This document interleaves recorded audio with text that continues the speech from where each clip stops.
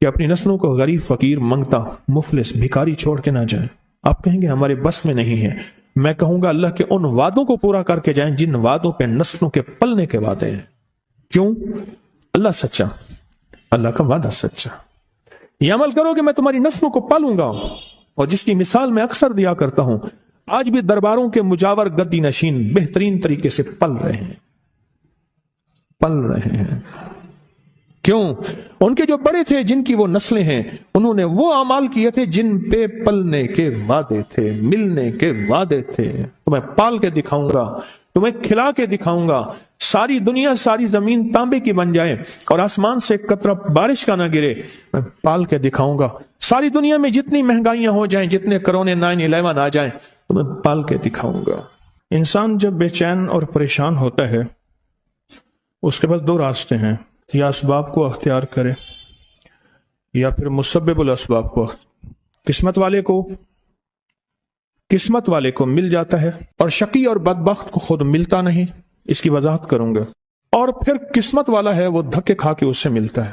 مثلاً وقت آتا ہے، اسے دعا کا موقع مل جاتا ہے، کہ دعا کی ترتیب مل جاتی ہے، کسی نے بتا دیا یہ تسبیح کر لے، یہ وظیفہ کر لے۔ ایک شخص حضرت امام جعفر صادق رحم اللہ سلام اللہ کی خدمت میں حاضر ہوا، دور سے دیکھا، اور دور سے دیکھ کے اس کے بارے میں فرمایا، اے شخص، اگر میرے پاس نہ آ تو اچھا ہے، آیا ہے تو آ جا۔ خدام اٹھے اس کو روکنے کے لیے، خدام اٹھے، فرمایا اسے آنے دو۔ جب وہ بیٹھا تو کہا کہ تیری پیشانی پہ شقاوت لکھی ہوئی ہے، بدبختی لکھی ہوئی ہے۔ دو افراد ہیں، یا سعید ہیں یا شقی ہیں۔ میرے آقا سرور کونین صلی اللہ تعالی علیہ وسلم کی دعائیں ہیں باقاعدہ ایسے لوگوں کے لیے جو اگر شقی ہیں، اللہ ان کو سعید بنا دے، ان کو سعادت مند لوگوں میں شامل کر دے۔ ایسے لوگ جن کے لیے تیری نظر رحمت ہے، تیری خوشخبریاں ہیں، اور جن کے لیے تو نے جنت کو آراستہ کیا ہے۔ فرمایا تو خاموش بیٹھ گیا اور کہنے لگا کہ آپ نے میری پیشانی کو پڑھ لیا، بس میں اسی لیے آیا ہوں اور آ کے آپ کی خدمت میں۔ کیا ایسا ممکن ہے کہ میری یہ شقاوت ختم ہو جائے؟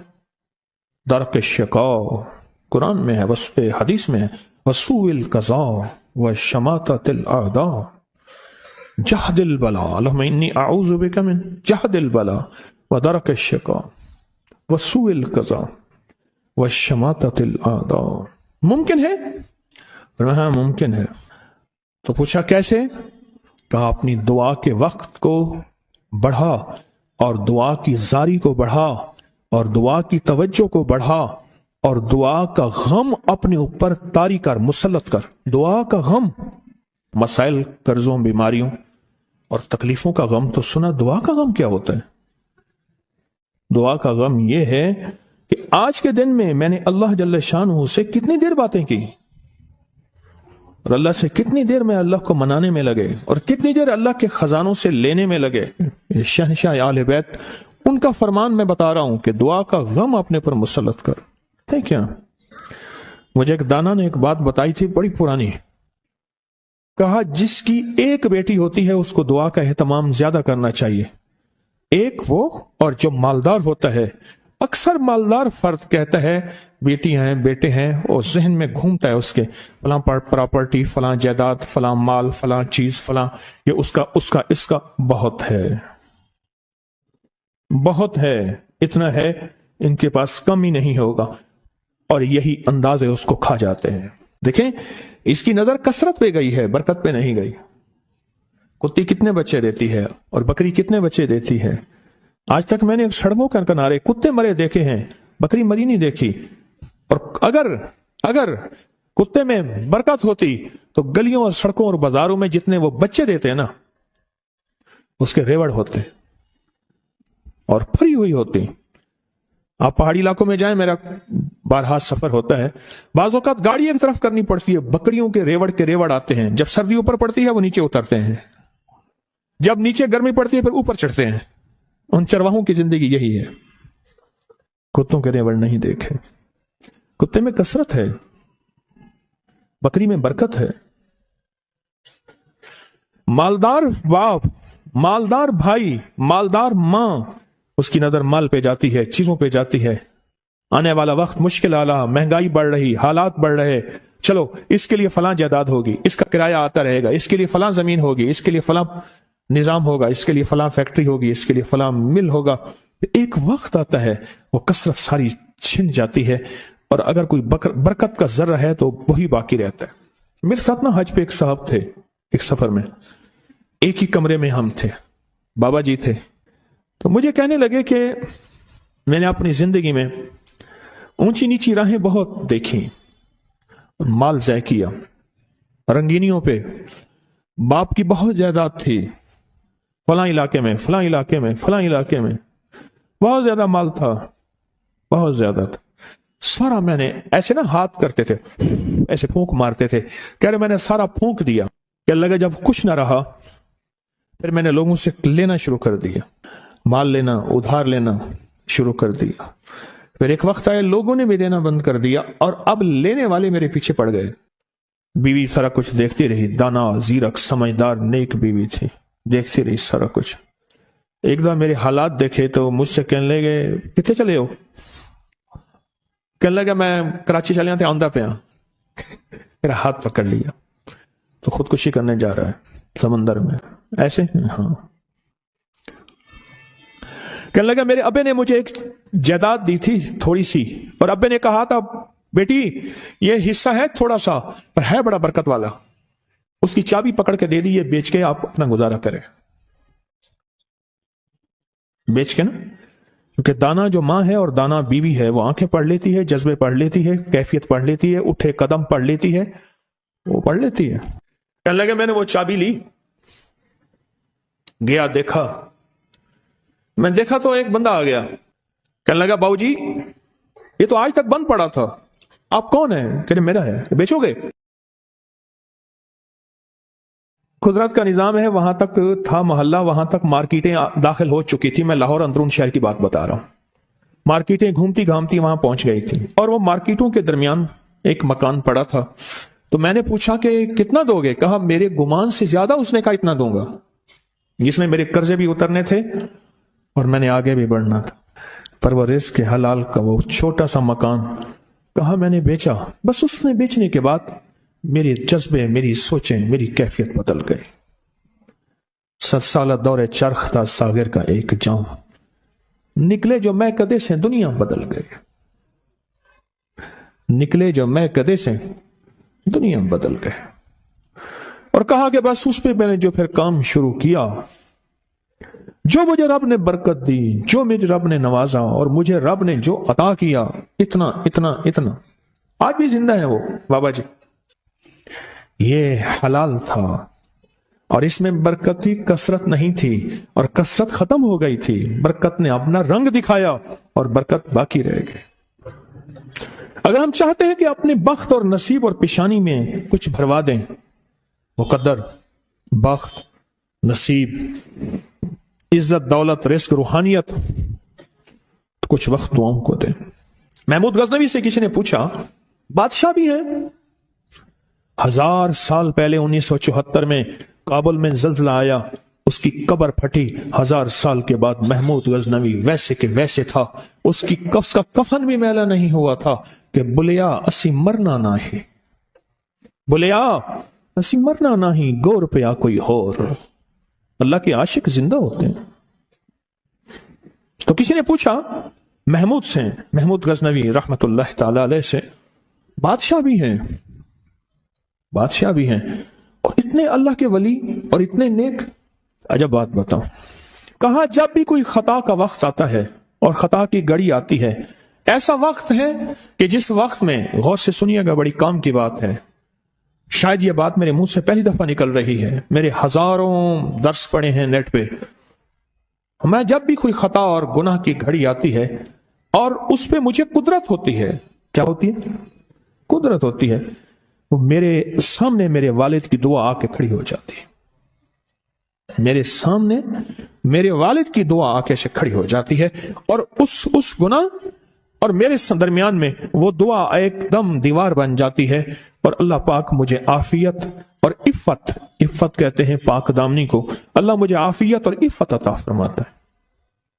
دعا نسلوں میں جاتی ہے، اگر نسلوں میں نہ جاتی تو آپ کو کوئی بندہ آج تک یہ کہتا نہ ملتا اس بندے کے پیچھے کوئی دعا ہے، اس خاندان کے ساتھ کوئی دعا ہے، اس سے کسی کی دعا ہے، اور آپ کو یہ بندہ کہتا نہ ملتا بس وہ دعائیں تھیں جو اس سے چلی گئیں، وہ دعائیں تھیں جو اس سے دور ہو گئیں۔ دعا، اور کبھی نہ سوچئے گا کہ میری دعائیں قبول نہیں ہوتی، کبھی نہ سوچئے گا۔ یا تو اس کا بدل ملتا ہے، اللہ کسی عذاب بلا سے اس کو ٹالتا ہے، یا پھر اللہ جل شانہ اس دعا کا بدل نسلوں میں دیتا ہے، یا پھر اللہ پاک کا نظام عجب ہے، اللہ اس کا بدل آخرت میں عطا کرتا ہے، آخرت میں عطا کرتا ہے۔ نسلوں میں چلتی ہیں۔ محمود غزنوی بادشاہ ہیں۔ اور ایک اور بات عرض کروں آپ کی خدمت میں، کوئی بھی ایسا وقت آئے جس وقت میں مجھے قدرت ہے کسی کے مال کو اپنا مال بنانے کی، یا کسی خطا گناہ پہ، یا کوئی آنکھوں کا، کوئی جذبوں کا، کوئی کانوں کا، کوئی ہاتھوں کا، کوئی بھی گناہ پہ مجھے قدرت ہے، طاقت ہے، میں کر سکتا ہوں، اور اچانک خیال آیا کہ اللہ دیکھ رہا ہے، محض اللہ کے خوف سے، کسی کیمرے کسی بندے کے نہیں، محض اللہ کے خوف سے بندہ ہٹ گیا، اور اس گھڑی کو یاد رکھ کے اللہ کو دے دیا کہ اللہ تو جانتا ہے میں نے محض تیرے لیے یہ کیا تھا۔ اور جس وقت کوئی عذاب بلا مصیبت پریشانی مشکل آئے، اللہ کو اس گھڑی کا واسطہ دے کے وہ مصیبت ٹلوا لے۔ حدیث میں آتا ہے، معتبر مستند حدیث ہے، 3 افراد سفر میں گئے، بارش طوفان، کسی غار میں گئے، بڑا پتھر آیا غار کے منہ کے اوپر، تینوں نے بہت کوشش کی، پتھر نہ ہل سکا، ہر بندے نے اپنی دعا مانگی، ایک نے والدہ کی، والدین کی خدمت کی دعا مانگی، ایک نے ایک مزدور کا پورا حق دینے کی دعا مانگی، اے اللہ اگر والدین کی وہ خدمت تیری بارگاہ میں قبول ہے تو پتھر ہٹا دے۔ تھوڑا سا ہٹ گیا، پر اتنا نہیں کہ انسان تینوں اس میں سے نکل سکے۔ دوسرے نے کہا کہ مولا ایک مزدور تھا، مزدوری چھوڑ کے چلا گیا، اس کی مزدوری سے بکریاں لی، پھر ایک دفعہ لینے آیا تو میں نے اس کو وہ ساری بکریاں دی، وہ حیران ہوا۔ سخیا کا اگر وہ نیکی تیری بارگاہ میں قبول ہے تو آج یہ پتھر ہٹا دے۔ تو پتھر تھوڑا سا ہٹ گیا، اتنا نہیں ہٹا کہ اس میں سے لوگ نکل سکے۔ آخری نے دعا کی کہ اللہ میری ایک رشتے میں رشتہ دار تھی اور اس کو ضرورت تھی، اور اس کی میں نے کہا کہ میری چاہت پورا کر، اس نے مجبوراً، میں قریب میں گیا تو اللہ کے خوف سے ہٹ گیا۔ ایسا کیا کا اگر وہ عمل تیری بارگاہ میں قبول ہے تو پتھر ہٹا۔ کہنے لگا پتھر ایک دم ہٹ گیا۔ گناہ نہ کر کے حضرت عباس رضی اللہ تعالیٰ عنہ جس نے پوچھا کہ ایک وہ شخص ہے جو نیکیاں کرتا ہے پر تھوڑا سا گناہ کر لیتا ہے، اور ایک وہ شخص ہے جو صرف نیکیاں ہی نیکیاں کرتا ہے، آپ کو کون سا پسند ہے؟ فرمایا ایک وہ شخص ہے اگر اس سے خطا ہوتی ہے اور استغفار کرتا ہے اور توبہ کرتا ہے اور ندامت کرتا ہے، اللہ کو توبہ پسند ہے۔ کسی نے حضرت اللہم صلی علی محمد معروف کرخی رحمت اللہ علیہ سے پوچھا، آپ نے کسی کے ماتھے پہ بدبختی کی علامت دیکھی ہے؟ فرمایا ہاں دیکھی ہے۔ کس پہ؟ کہا جو اللہ کے دوستوں کی تحقیق میں لگ جاتا ہے، ان کی جاسوسی میں لگ جاتا ہے، ان کا پیچھا کرتا ہے، اللہ کے دوستوں کی تحقیق میں لگ جاتا ہے، ان کی جاسوسی میں لگ جاتا ہے، ان کی سراغ رسانی میں لگ جاتا ہے، کیا کر رہے ہیں، کہاں سے آ رہے ہیں، اس وقت کیا کر رہے تھے، کون آ رہا ہے، کون جا رہا ہے، چیزیں کہاں سے آ رہی ہیں، یہ کیا ہے، میں اس تحقیق میں لگ جاتا ہے، میں اس کی پیشانی پہ میں نے اس کو اجڑتے دیکھا۔ ہمارے پاس آج بہترین موقع ہے دعا کا، اور کبھی نہ دیکھیں کہ میری دعا قبول نہیں ہوتی۔ کیوں؟ ہمارے پاس 2 چیزیں ہیں قبولیت کے لیے، ایک توبہ ہے، ندامت ہے، جس توبہ نہ کرنے کی وجہ سے دعائیں منہ پہ مار دی جاتی ہیں، اور دوسرا ہمارے پاس درود پاک ہے، اور میں جس دعا سے اول اور آخر میں درود پاک پڑھا جاتا ہے، اللہ بارگاہ اپنی رحمت میں اس دعا کو قبول فرماتے ہیں، اس دعا کو قبول فرماتے ہیں جس دعا سے اول اور آخر درود پاک پڑھا جاتا ہے، اور دعائیں نسلوں میں کام آتی ہیں۔ وَقَانَ أَبُوهُمَا صَالِحًا، یہ قرآن پاک میں ہے کہ حضرت موسیٰ اور حضرت خضر علیہ السلام کا واقعہ میں اس سمندر کو دیکھ رہا تھا جہاں یہ واقعہ تھا، مرج البحرین۔ اوہ کیا اللہ کا نظام ہے، اللہ نے کیا نظام بنایا ہے۔ فرمایا کہ جب وہ واقعہ ہوا تو ایک واقعہ یہاں بھی ہوا، ایک واقعہ، میں کوئی اس واقعے کا ایک چھوٹا سا اور منظر بھی بتاؤں۔ اللہ پاک نے فرمایا موسیٰ ہمارا ایک بندہ ہے، اس کو ہم نے اپنے غیبی علوم عطا کیے ہیں۔ کون سے علوم؟ لدنی، وحبی اور اسرار کائنات کے نظام عطا کیے ہیں، ان سے جا کے علم سیکھیں۔ وہ پیغمبر ہے جس کا 28 پاروں میں نام اللہ نے لیا ہے اور 2 پاروں میں اشارے ہیں، 30 پاروں میں اس کا نام موسیٰ علیہ السلام کا آیا ہے اور اللہ اسے بھیج رہے ہیں۔ اب جب گئے نا تو خضر علیہ السلام چادر اوڑھ کے سو رہے ہیں، خضر علیہ السلام چادر اوڑھ کے سو رہے ہیں۔ انہوں نے سلام کیا، کوئی توجہ نہیں کی، پھر سلام کیا، پھر توجہ نہیں، پھر سلام کر کے کہا ہاں بھائی کون ہے تو، کیوں پریشان کر رہا ہے؟ اس نے کہا جی میں موسیٰ ہوں بنی اسرائیل میں۔ کیوں آیا ہے؟ اس نے کہا جی اللہ نے آپ کو اپنے علم میں سے علم عطا فرمایا، کچھ مجھے بھی عطا فرما دے۔ چادر واپس اوڑی، بابا تو میرے ساتھ نہیں چل سکتا، جا اپنا کام کر۔ پھر منتیں کر رہے ہیں، آپ جو فرمائیں گے میں کروں گا، آپ جیسے کہیں گے میں چلوں گا، اللہ کے علم سے مجھے علم عطا فرما دے۔ یہ اصل میں قیامت تک کے آنے والوں کے لیے سمجھانا تھا، سیکھنے کے لیے منت زاری، تواضع، جھکنا، اپنی بڑائی چھوڑ دینا، اپنا بڑا خاندانی مال دولت کا سارا نظام چھوڑ دینا اور سیکھنے کے لیے سر جھکانا اور اپنے آپ کو مٹا دینا، یہ چیز سیکھنے کے لیے اشد ضروری ہے۔ آخرکار شرطیں رکھیں، اس شرط پہ اس شرط پہ، اور ایک شرط یہ بھی تھی کوئی سوال نہیں کریں گے۔ اب ایک دیوار کو گرنے والی تھی، اس کو صحیح کر دیا۔ حضرت خضر علیہ السلام نے سوال کیا لیکن پھر آخر جواب یہ ملا کہ اس کے نیچے خزانہ ہے اور یہ 2 یتیم بچے ہیں، ان کا خزانہ ہے، اور ان کے جو والد ہیں وہ فوت ہو گئے ہیں، اور اگر دیوار گر جاتی لوگ خزانہ لوٹ لیتے، لیکن کیوں؟ کہ ان کا باپ نیک تھا۔ ابن کثیر نے لکھا ہے وہ باپ نہیں، 7 نسلوں پہلے کا باپ نیک تھا۔ کون سی نسلیں؟ نیکی کا اثر، دعا کا اثر نسلوں میں جاتا ہے۔ آپ کی مانگی جانے والی دعائیں، صدقہ، سارا دن جو مسنون دعائیں پڑھتے ہیں، ان سے بڑی کوئی دعا نہیں ہے۔ قرآن کے بعد مسنون دعاؤں سے بڑی کوئی کائنات میں دعا نہیں ہے۔ یہ دعائیں، یہ ساری کائنات کے راز ہیں، اور یہ پھر نسلوں کے لیے جمع ہوتی رہتی ہیں، اور محمود غزنوی جیسے ولی بنا دیتی ہیں، اور محمود غزنوی جیسی ہستیاں بنا دیتی ہیں، اور محمود غزنوی جیسے بہت بڑے کائنات کے عظیم انسان بنا دیتے ہیں۔ اس کی بنیاد یہ چھوٹی چھوٹی دعائیں ہیں، یہ وظیفے ہیں، یہ تسبیح ہیں، یہ درود ہے، یہ قرآن ہے، یہ سجدے ہیں، یہ صدقہ خیرات ہے۔ یہ پھر کائنات اس سے کہیں آگے آپ چلے جاتے ہیں۔ فرمایا جب مرغ بانگ دے دعا مانگو قبول ہوتی ہے۔ کیوں؟ مرغ عرش پہ آسمان کا دروازہ رحمت کا کھلتا دیکھتا ہے۔ اور پوچھا کہ کون سا وقت دعا کا قبولیت کا ہے؟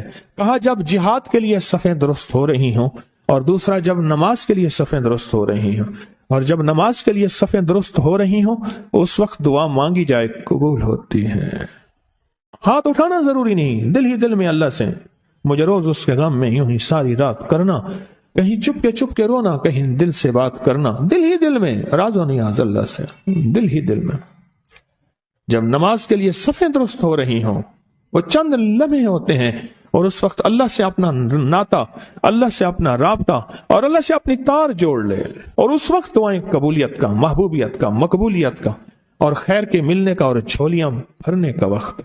وہی لمحہ ہوتا ہے، وہی ساعت ہوتی ہے، وہی گھڑی ہوتی ہے۔ ایک بات میں اکثر عرض کیا کرتا ہوں کہ اپنی نسلوں کو غریب، فقیر، منگتا، مفلس، بھکاری چھوڑ کے نہ جائیں۔ آپ کہیں گے ہمارے بس میں نہیں ہے، میں کہوں گا اللہ کے ان وعدوں کو پورا کر کے جائیں جن وعدوں پہ نسلوں کے پلنے کے وعدے ہیں۔ کیوں؟ اللہ سچا، اللہ کا وعدہ سچا۔ یہ عمل کرو کہ میں تمہاری نسلوں کو پالوں گا، اور جس کی مثال میں اکثر دیا کرتا ہوں، آج بھی درباروں کے مجاور گدی نشین بہترین طریقے سے پل رہے ہیں۔ کیوں؟ ان کے جو بڑے تھے، جن کی وہ نسلیں ہیں، انہوں نے وہ اعمال کیے تھے جن پہ پلنے کے وعدے تھے، ملنے کے وعدے تھے۔ تمہیں پال کے دکھاؤں گا، تمہیں کھلا کے دکھاؤں گا، ساری دنیا، ساری زمین تانبے کی بن جائے اور آسمان سے ایک قطرہ بارش کا نہ گرے، میں پال کے دکھاؤں گا۔ ساری دنیا میں جتنی مہنگائیاں ہو جائیں، جتنے کرونے 9/11 آ جائیں، تمہیں پال کے دکھاؤں گا۔ دعاؤں کی طاقت ہے، دعائیں نسلوں کو کھلائیں گی، پلائیں گی۔ پر ایک تجربے کی بات بتاؤں، بڑوں کی بات ہے، بڑوں کی بات، دعاؤں کی برکت سے اللہ حلال طیب طاہر کھلائے گا۔ کمپنیاں 2-4 بند ہو گئی ہیں، زوال ہو رہا۔ میں نے اللہ کا نام دیا، پھر ملے، کہا کچھ نہیں ہے۔ اچھا، میں نے کہا یہ پڑھیں آپ، اللہ پاک دکھائے گا۔ مجھے انہوں نے خود بتایا، میں ایسے کوئی سمندر ہے اس کے کنارے کھڑا ہوں، کہنے لگے کراچی کا سمندر نہیں، کہاں ہے؟ تو میری طرف پانی آتا ہے اور وہ گندا پانی ہے، بالکل میلا گندا۔ تو میں سوچتا ہوں سمندر کا پانی تو بالکل شفاف ہوتا ہے، پر یہ گندا پانی کیسے ہے؟ اور وہ گندا پانی پہلے میرے ٹخنوں تک آتا ہے، پھر گھٹنوں تک آتا ہے، پھر رانوں تک آتا ہے۔ اور کہا کہ مجھے دور سے ایک لہر آتی نظر آ رہی ہے کہ شاید میں اس میں ڈوب جاؤں۔ آواز آتی ہے، چلا جا، تیرے رزق میں کوئی مشکوک رزق داخل ہوا ہے، ہم تجھے پاک کرنا چاہتے ہیں، اور یہ سارا مشکوک رزق ہے، اور تیرے مال کو ہم نے اس لیے کم کر دیا۔